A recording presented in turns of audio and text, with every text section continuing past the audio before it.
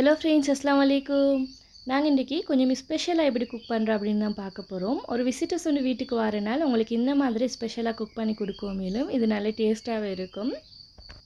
நான் இது last Friday cook பண்ணது தான். பொட்டேட்டோக்கு மிளகா ஹெட் பண்ணி பால் கறி குக் பண்ணிட்டு கெரட்டையும் கோவாவையும் பச்சை சம்பல் செஞ்சு சிக்கனை ஃப்ரை பண்ணிவிட்டு அதை கொஞ்சம் கிரேவிக்கு மாதிரி குக் பண்ணியிருந்தேன்.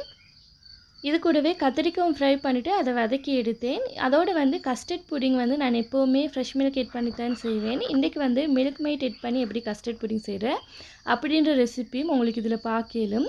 உங்களுக்கு ஃப்ரெஷ் மில்க் மட்டும் எப்படி எட் பண்ணி கஸ்டர்ட் புடிங் செய்கிறேன் அப்படின்ற ரெசிபி நான் ஏற்கனவே போட்டிக்கிறேன். உங்களுக்கு அந்த ரெசிபி வேணும்னாலும் நான் டிஸ்கிரிப்ஷனில் லிங்க் கொடுக்குறேன், செக் பண்ணி பாருங்கள். இப்போ வாங்க ஃப்ரெண்ட்ஸ், இப்போ ஃபஸ்ட்டுக்கு கஸ்டர்ட் புடிங் எப்படி செய்கிறேன்னு பார்ப்போம். இதில் நான் கஸ்டர்ட் பவுடர் 3/4 கப் எட் பண்ணுறேன். இது சரியாக 100 கிராம் இருக்கும். இப்போ இதில் வந்து இந்த கப்பில் ஏற்கனவே கஸ்டர்ட் டிக்கிற சுற்றி கொஞ்சமாக கரைச்சிட்டு வாட்டர் வந்து 3 கப் எட் பண்ணுறேன். ஃபஸ்ட்டில் 1 கப் வாட்டர் எட் பண்ணி இந்த கஸ்டர்டை வந்து கட்டி இல்லாமல் கரைச்சதுக்கு அப்புறமா மறுபடியும் இதில் 2 கப் வாட்டர் எட் பண்ணுறேன்.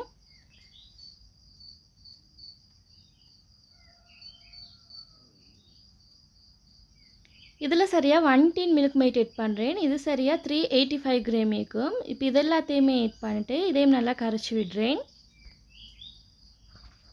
மில்க் மெய்ட் எட் பண்ணதும் இதை நல்லா கரைச்சி விடணும். இந்த மில்க் மெய்ட் எல்லாம் நல்லா கரைக்கிறதுக்கு இதை கரைச்சி விடுறேன். நான் இதை வந்து ஃபஸ்ட்டுக்கே ஸ்டோவில் வைக்கலை, இப்படி வேறையாக தான் வச்சு இது எல்லாத்தையும் எட் பண்ணி நல்லா மிக்ஸ் பண்ணி கரைச்சி விட்டதுக்கு அப்புறமா தான் லாஸ்ட்டுக்கு இதை ஸ்டோவில் எடுத்து வைக்கணும். இதில் ஒரு 1/4 டீஸ்பூன் அளவுக்கு சால்ட் எட் பண்ணுறேன். இங்கே இருக்கிற கஸ்டர்ட் பவுடர் வந்து லைட் எல்லோ கலருக்கு தான் நிற்கும். அதுக்காக வேண்டி தான் நான் இதில் கொஞ்சமாக ஆரஞ்ச் ஃபுட் கலர் எட் பண்ணிட்டு இதை நல்லா மிக்ஸ் பண்ணி விடுறேன். ஃபுட் கலர் எட் பண்ணுறது ஆப்ஷனல் தான், உங்களுக்கு விருப்பம்னால் எட் பண்ணுங்கள். நான் கொஞ்சம் சுகர் கூடுதலாக தான் எட் பண்ணுவேன். இப்போ இதில் லாஸ்ட்டுக்கு செக் பண்ணி பார்க்கக்குள்ள எனக்கு சுகர் போதாத மாதிரி இருந்துச்சு. அதுக்காக வேண்டி இதில் கொஞ்சமாக ஒரு 1/4 கப் மாதிரி சுகர் எட் பண்ணினேன். ஒரு 50 கிராம் மாதிரி எட் பண்ணிட்டு இதை நல்லா மிக்ஸ் பண்ணி விட்டேன். நீங்களும் சுகரை செக் பண்ணி பார்த்துட்டு உங்களுக்கும் போதாத மாதிரி இருந்துச்சுன்னா கொஞ்சமாக எட் பண்ணிவிட்டு இதை நல்லா மிக்ஸ் பண்ணி விடுங்க. இப்போ இதை அப்படியே லாஸ்ட்டுக்கு வந்து ஸ்டவ்வில் அப்படியே எடுத்து வைக்கிறேன். ஸ்டவ்வை மீடியம் ஃப்ளேம்லேயே வச்சுட்டு இது ஒரு 8 மினிட்ஸ் இல்லாட்டி ஒரு 10 மினிட்ஸ்க்கு நீங்கள் இதை மிக்ஸ் பண்ணிக்கிட்டே இருக்கணும். ஒரு 4 மினிட்ஸ்லேயே இது கொஞ்சம் குயிக்காக திக்காகிடும். ஃபஸ்ட்டுக்கு திக்காகிறது கொஞ்சம் லேட் ஆகிற மாதிரி இருக்கும். நீங்கள் மிக்ஸ் பண்ணிக்கிட்டே இருங்க. நீங்கள் மிக்ஸ் பண்ணாமல் இருந்தென்றால் இது கட்டிப்பட்ட மாதிரி ஆகிடும். ஒரு 4 இல்லாட்டி ஒரு 5 மினிட்ஸில் மாதிரி இது குயிக்காக திக்காகும். திக்காகக்குள்ள இது டக்குன்னு குயிக்காகவே அந்த திக்காகிடும். அதை சொட்டு இதை நல்லா மிக்ஸ் பண்ணிகிட்டே இருக்கணும். பாருங்கள், இது கொஞ்சம் நல்லா திக்காகி வந்திருக்குது. இப்போ நான் இதில் கொஞ்சம் நல்லா திக்காகினதுக்கு அப்புறமா இதில் ப்ளம்ஸ் எட் பண்ணுறேன். ப்ளம்ஸ் எட் பண்ணிட்டு டூட்டி ஃப்ரூட்டியும் எட் பண்ணி இதை நல்லா மிக்ஸ் பண்ணி விடுறேன்.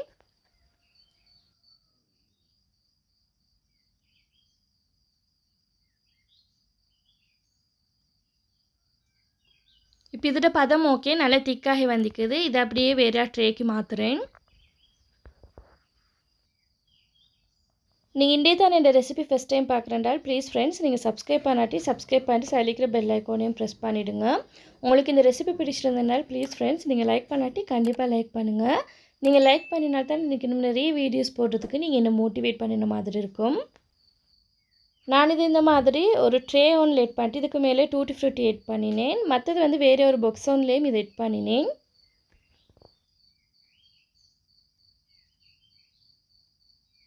இதை நீங்கள் ஃப்ரிட்ஜில் வைக்கவும் தேவையில்லை, சும்மா நார்மலாக வெளியே வச்சாலே இது ஒரு 30 மினிட்ஸ்லேயே இது நல்லா திக்காகிடும். நான் இன்றைக்கி இது கொஞ்சம் கூலாக இருந்தால் இன்னும் நல்லா டேஸ்ட் ஆகும் அப்படின்றதுக்காக வேண்டி இதில் ஃப்ரிட்ஜில் அப்படியே வச்சுட்டு எடுத்தேன். இவ்வளோ தான் இந்த கஸ்டர்ட் ரெசிபி.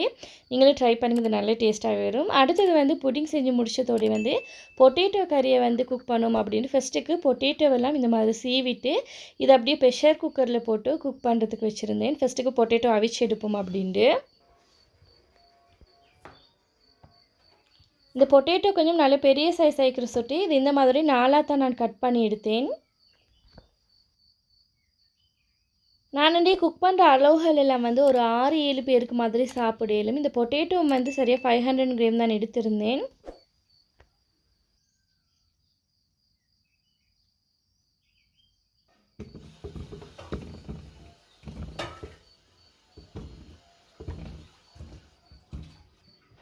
ப்ரெஷர் குக்கரில் வந்து இந்த பொட்டேட்டோட அளவுக்கு இதில் வாட்டர் எட் பண்ணிவிட்டு இதில் கொஞ்சம் மஞ்சளும் சால்ட்டும் எட் பண்ணி இதை அப்படியே குக் பண்ணுறதுக்கு வச்சேன். நான் இதை ப்ரெஷர் குக்கரில் குக் பண்ணுற சொட்டு இது சரியாக 10 மினிட்ஸ்லேயே நல்லா குக்காகி வந்துடும். பொட்டேட்டோ குக் ஆகக்குள்ளக்கே இங்கால வந்து கத்திரிக்காய் வந்து நல்லா வாஷ் பண்ணிவிட்டு இதை கட் பண்ணி எடுக்கிறேன். இதை கொஞ்சம் நீளமாக தான் கட் பண்ணி எடுக்கணும் ஃப்ரை பண்ணுறதுக்கு. இது சரியாக 400 கிராம் கத்திரிக்காய் இருக்கும். உங்களுக்கு நான் இதில் எட் பண்ணுற இன்க்ரீடியன்ட் அளவுகள் எல்லாம் டிஸ்கிரிப்ஷனில் கொடுக்குறேன். உங்களுக்கு வேணும்னா செக் பண்ணி பாருங்கள்.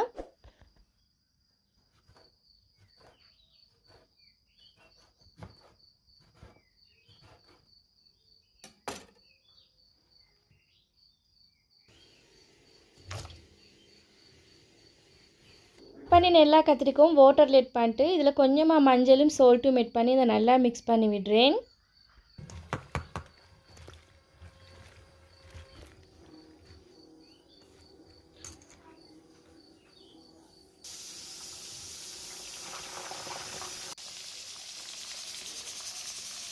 ஸ்டவ்வை மீடியம் ஃப்ளேமில் வச்சுட்டு இதை நல்லா ஃப்ரை பண்ணி எடுக்கிறேன். இது நல்ல ப்ரௌன் கலர் வர வரைக்கும் இந்த கத்திரிக்காவை ஃப்ரை பண்ணி எடுக்கணும்.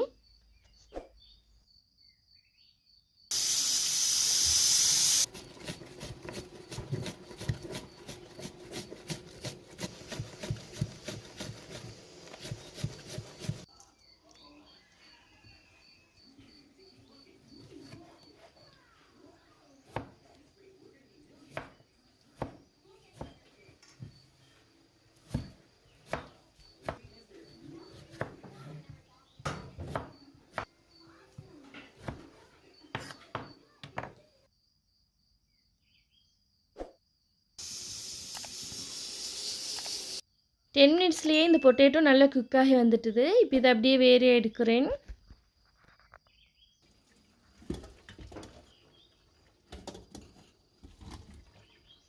பொட்டேட்டோ வேக வச்சுருந்தேன். இந்த வாட்டரை வந்து நான் வீசலை, இதை அப்படியே வேறு எடுத்து வச்சேன். மறுபடியும் பொட்டேட்டோ கறியை குக் பண்ணக்குள்ள இந்த வாட்டர் எட் பண்ணி தான் நாங்கள் குக் பண்ணணும்.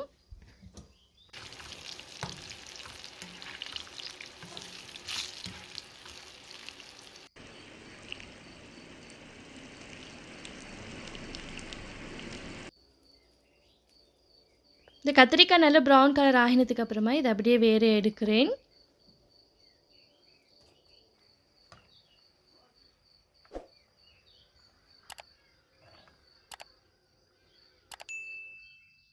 அடுத்து பொட்டேட்டோ குக் பண்ணுறதுக்கு ஸ்டவ்வை மீடியம் ஃப்ளேமில் வச்சுட்டு இதில் 3 டேபிள் ஸ்பூன் ஆயில் எட் பண்ணுறேன். ஆயில் கொஞ்சம் ஹீட் ஆகினதும் கடுகு எட் பண்ணி கடுகு பொரிய விடுறேன்.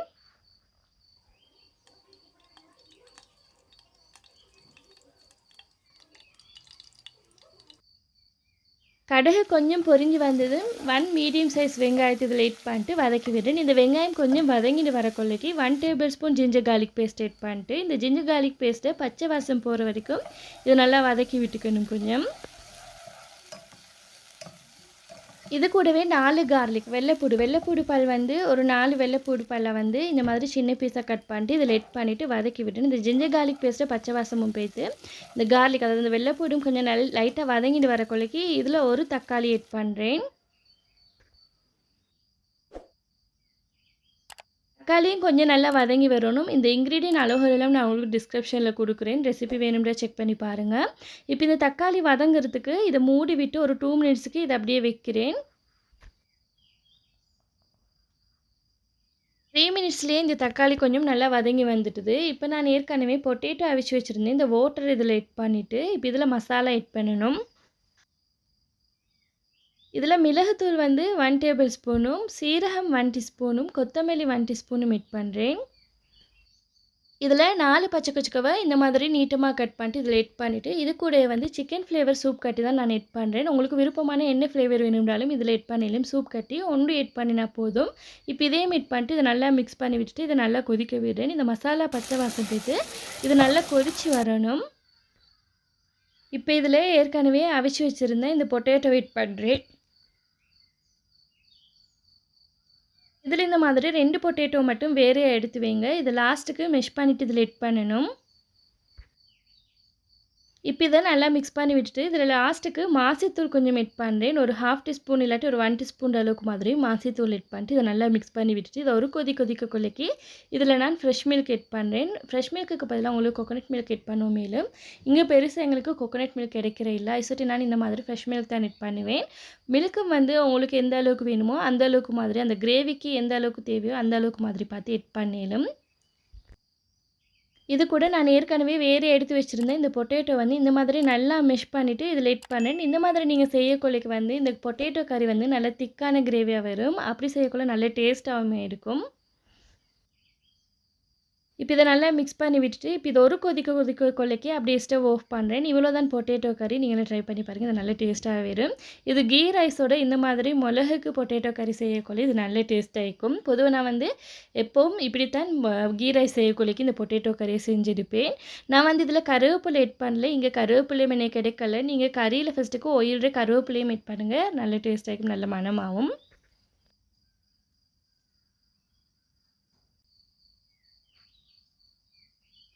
கத்திரிக்காய் வதக்கிறதுக்காக வேண்டி நான் இதில் ஒரு 5 டேபிள் ஸ்பூன் மாதிரி ஆயில் ஆட் பண்ணுறேன். இந்த ஆயில் நல்ல ஹீட் ஆகினதும் வெங்காயம் ஆட் பண்ணுறேன். 1 மீடியம் சைஸ் வெங்காயம் ஆட் பண்ணுறேன். இந்த கத்திரிக்காய்க்கு கொஞ்சம் வெங்காயம் கூடுதல் ஆட் பண்ணினேன்றால் இன்னும் நல்ல டேஸ்ட்டாக இருக்கும்.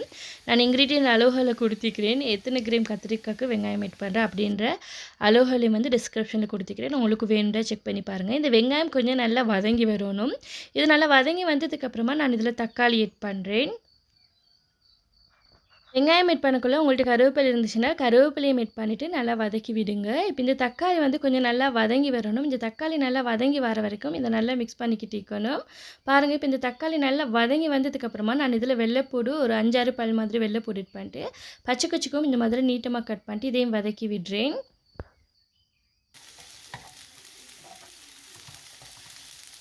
இந்த தக்காளி நல்லா வதங்கினதும் இதில் சில்லி பவுடர் 1 டீஸ்பூன் ஆட் பண்ணிட்டு இதை நல்லா மிக்ஸ் பண்ணி விடுறேன். இந்த மாதிரி சில்லி பவுடர் நல்லா எல்லாம் மிக்ஸ் ஆகினதுக்கப்புறமா இதில் சோயா சாஸ் வந்து 1 டேபிள் ஸ்பூன் ஆட் பண்ணுறேன். இந்த சோயா சாஸ் ஆட் பண்ணக்குள்ளேயும் இந்த கத்திரிக்காய் கறி வந்து இன்னும் நல்லா டேஸ்ட்டாக இருக்கும். சோயா சாஸ் ஆட் பண்ணதுக்கப்புறமா நீங்கள் மிச்ச நேரம் வதக்க தேவையில்லை. இது லைட்டாக மிக்ஸ் பண்ணி விட்டுட்டு இப்போ இதில் கொஞ்சமாக மாசி ஆட் பண்ணி கத்திரிக்காயும் ஆட் பண்ணிவிட்டு இதை நல்லா மிக்ஸ் பண்ணி விடுறேன். கத்திரிக்காவை இந்த வெங்காயம் தக்காளியோட நல்லா மிக்ஸ் ஆகிறதுக்கு இதை நல்லா மிக்ஸ் பண்ணி விடணும். ஒரு 2 மினிட்ஸ் இது இந்த மாதிரி வெங்காயத்தில் வதங்கினது வந்து லாஸ்ட்டுக்கு நான் இதில் கொஞ்சமாக ஃப்ரெஷ் மில்க் ஆட் பண்ணேன். ஃப்ரெஷ் மில்க் வந்து நீங்கள் மிக்சர் ஆட் பண்ணப்படாது. ஒரு 3 டேபிள் ஸ்பூன் அளவுக்கு நீங்கள் ஆட் பண்ணினாலுமே போதும். ஃப்ரெஷ் மில்க் ஆட் பண்ணக்குள்ள இது நல்லா டேஸ்ட்டாக இருக்கும். ஃப்ரெஷ் மில்க்கு பதிலாக உங்களுக்கு தேங்காய் பால் ஆட் பண்ணணும். பொதுவாக ஸ்ரீலங்காலெல்லாம் தேங்காய் கத்திப்பால் தான் ஆட் பண்ணுறேன். நான் வந்து எப்போவுமே இங்கே வந்து ஃப்ரெஷ் மில்க் தான் கூடுதலாக யூஸ் பண்ணுறேன். தேங்காய் பால் வந்து நான் யூஸ் பண்ணுறதுல ஏற்கனவே சொல்லியிருப்பேன். இப்போ இந்த ஃப்ரெஷ் மில்க் ஆட் பண்ணதுக்கப்புறமும் இந்த ஃப்ரெஷ் மில்க் லைட்டாக அந்த கத்திரிக்கோட நல்லா மிக்ஸ் ஆகிறதுக்கு இதை வதக்கி வச்சுட்டு இதை அப்படியே ஒர்க் பண்ணிட்டு இதை அப்படியே வேறு எடுத்து பிளேட்டில் போடுறேன். நீங்களும் ட்ரை பண்ணி பாருங்கள். இந்த கத்திரிக்காய் கறி நல்ல டேஸ்ட்டாக இருக்கும். இங்கால் அடுத்தது 1 kg சிக்கனை நல்லா வாஷ் பண்ணி வச்சுக்கிறேன். இதில் 1 டேபிள் ஸ்பூன் சில்லி பவுடரும் 1 டேபிள் ஸ்பூன் கொத்தமல்லியும் 1 டேபிள் ஸ்பூன் சீரகமும் கூடவே சால்ட்டும் ஆட் பண்ணிட்டு இதை நல்லா மிக்ஸ் பண்ணி விடுறேன். இந்த சிக்கனை வந்து நாங்கள் இப்போ ஃப்ரை பண்ணி எடுக்கணும். அதுக்காக வேண்டி இதில் 10 டேபிள் ஸ்பூன் ஆயில் ஆட் பண்ணுறேன். ஆயில் நல்லா ஹீட் ஆகினதுக்கப்புறமா இந்த சிக்கன் அப்படியே இதில் ஆட் பண்ணிவிட்டு இதை நல்லா ஃப்ரை பண்ணி எடுக்கிறேன். சிக்கனை இந்த மாதிரி ஃப்ரை பண்ணிவிட்டு செய்யக்குள்ள இந்த கறி வந்து இன்னும் நல்ல டேஸ்ட்டாக இருக்கும். இது நல்லா கொஞ்சம் மிச்சம் ஃப்ரை ஆகணும் இல்லை, ஒரு முக்கால்வாசி மாதிரி இது ஃப்ரை ஆகி வந்தாலே போதும்.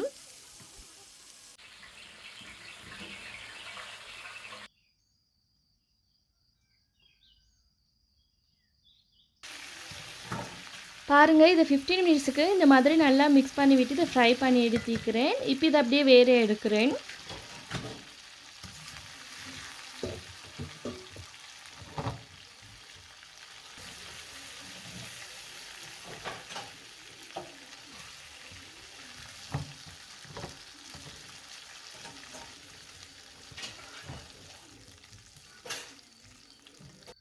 எல்லா சிக்கனையும் ஃப்ரை பண்ணி எடுத்ததும் 2 மீடியம் சைஸ் வெங்காயத்தை வந்து இதில் ஆட் பண்ணிவிட்டு இப்போ இந்த வெங்காயம் கொஞ்சம் நல்லா வதங்கணும். அதுக்காக வேண்டி இதை நல்லா மிக்ஸ் பண்ணி விடுறேன். இந்த வெங்காயம் கொஞ்சம் லைட்டாக வதங்கிட்டு வர கொள்ளைக்கு நான் இதில் ஜிஞ்சர் கார்லிக் பேஸ்ட் 1 டேபிள் ஸ்பூனும் ஆட் பண்ணுறேன்.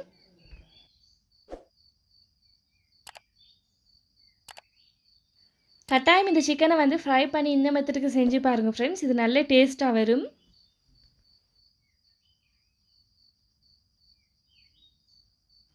இதில் 4 பச்சை கச்சிக்காவும் ஒரு 1½ தக்காளி மாதிரி இதில் ஆட் பண்ணேன். நல்லா பழுத்த தக்காளியாக பார்த்து ஆட் பண்ணுங்கள். அப்போ தான் இது நல்லா வதங்கி இன்னும் நல்ல டேஸ்ட் ஆகிக்கும். இதை போய் நல்லா மிக்ஸ் பண்ணி விட்டுட்டு இதை அப்படியே மூடி வைக்கிறேன். இந்த தக்காளி நல்லா வதங்கி வரணும்.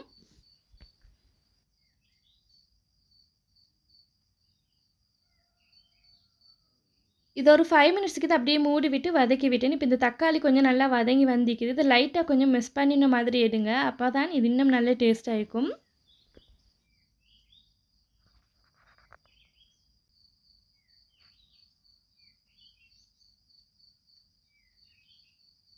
இப்ப இந்த தக்காளி வதங்கினதுக்கு அப்புறமா வந்து இதில 1 டேபிள் ஸ்பூன் சில்லி பவுடரும், சீரகம் வந்து 1 டேபிள் ஸ்பூனும், கொத்தமல்லி 1 டேபிள் ஸ்பூனும் ஆட் பண்றேன். இதில 4 டேபிள் ஸ்பூன் தயிர் ஆட் பண்ணிட்டு இத நல்லா மிக்ஸ் பண்ணி விடுறேன்.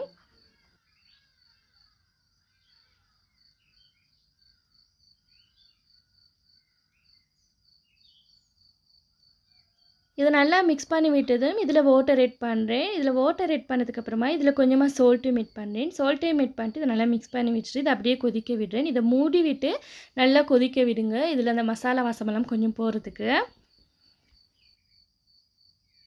இது ஒரு 5 மினிட்ஸ்க்கு நான் இத கொதிக்க விட்டுக்கிறேன். இப்ப இதில மசாலா வாசமெல்லாம் போயிட்டுது. இப்ப நான் ஏற்கனவே ஃப்ரை பண்ணி வச்சிருந்த சிக்கன இதில ஆட் பண்றேன். சிக்கன் ஆட் பண்ணதும் ஒரு 5 மினிட்ஸ்க்கு நீங்க இத நல்லா வேக விடுங்க. சிக்கன் வந்து முக்கால்வாசி வெந்திக்கிற சொட்டி, இன்னும் ஒரு 5 மினிட்ஸ் இல்லாட்டி ஒரு 10 மினிட்ஸ் மாதிரி இந்த சிக்கன் வந்து இந்த மசாலாவோட நல்லா மிக்ஸ் ஆகி வேகணும். இது நல்லா வெந்து வந்தால் தான் இன்னும் இந்த மசாலா வந்து சிக்கன் உள்ளுக்கும் இறங்கி இன்னும் நல்ல டேஸ்ட்டா இருக்கும். சிக்கன் ஆட் பண்ணதுக்கு அப்புறமாவும் இத அப்படியே மூடி விட்டுட்டு, இத அப்படியே நல்லா வேக வச்சு எடுத்தேன். நல்லா வெந்ததுக்கு அப்புறமா இது இதில இருக்கிற அந்த ஆயில் எல்லாம் வெளியக்கு பிரிஞ்சு, இது நல்லா கொதிச்சு வந்ததும் அப்படியே ஸ்டவ் ஆஃப் பண்ணிட்டேன். இவ்வளோதான் இந்த சிக்கன் கறியும். இது நல்ல டேஸ்ட்டாவே வரும். நீங்களும் ட்ரை பண்ணி பாருங்க ஃப்ரெண்ட்ஸ்.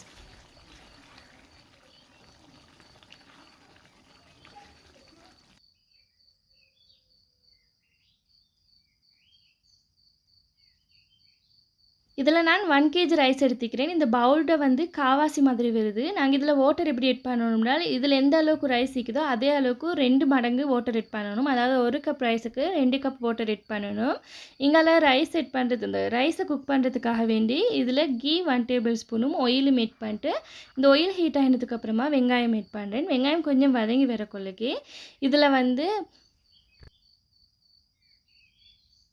கருவேப்பட்டை மேலக்கும் ஆட் பண்ணிட்டு இத நல்லா மிக்ஸ் பண்ணி விட்டுட்டு, இப்ப இது கூடவே ஜிஞ்சர் கார்லிக் பேஸ்ட்டும் ஒரு 2 டேபிள் ஸ்பூன் மாதிரி ஆட் பண்ணிட்டு நல்லா வதக்கி விடுறேன். ஜிஞ்சர் கார்லிக் பேஸ்ட்டை பச்சை வாசம் பேத்தி இது கொஞ்சம் லைட்டாக வதங்கினதுக்கு அப்புறமா நான் இதில் வாட்டர் ஆட் பண்ணுறேன். உங்களுக்கு வாட்டருக்கு பதிலாக கோகனட் மில்க் ஆட் பண்ணுவோம். மேலும் கோகனட் மில்க்ல தண்ணிப்பால் ஆட் பண்ணாலுமே இந்த கீ ரைஸ் வந்து இன்னும் நல்லா டேஸ்ட் ஆகிக்கும். நான் இதில் வாட்டரும் கொஞ்சம் மில்க்கும் ஆட் பண்ணேன். மிச்சம் மில்க் ஆட் பண்ணல. ஒரு 1/2 கப் மாதிரி மில்க் ஆட் பண்ணிட்டு மற்றதெல்லாம் வாட்டர் ஆட் பண்ணிட்டு இதுக்கு தேவையான அளவு சால்ட்டும் ஆட் பண்ணிட்டு இதை அப்படியே மூடி விட்டு கொதிக்க விடுறேன். இது நல்லா தண்ணி கொதிச்சதுக்கு அப்புறமா வாஷ் பண்ணி வச்சுருந்த ரைஸையும் இதில் ஆட் பண்ணுறேன்.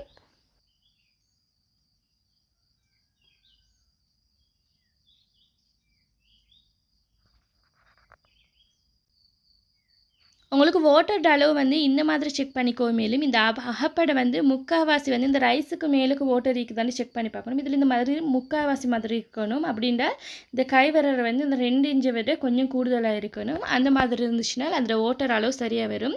இப்போ இது நல்லா குக் பண்ணியாச்சு. இதை நல்லா மிக்ஸ் பண்ணி விட்டுட்டு ஸ்டவ் அப்படியே லோ ஃப்ளேமில் வச்சுட்டு இதை நல்லா புழுங்க விடுறேன். இவ்வளோ தான் ரைஸ் வந்து.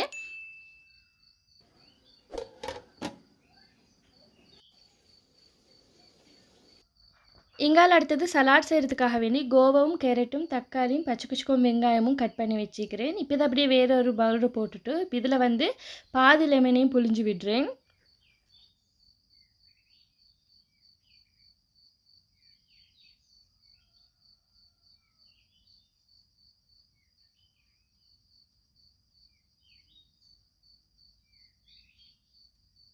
இது கூடவே சால்ட்டும் பெப்பரும் ஆட் பண்ணிவிட்டு மயோனைஸ் வந்து ஒரு 4 டேபிள் ஸ்பூன் மாதிரி ஆட் பண்ணிட்டு இதை நல்லா மிக்ஸ் பண்ணி விடுறேன்.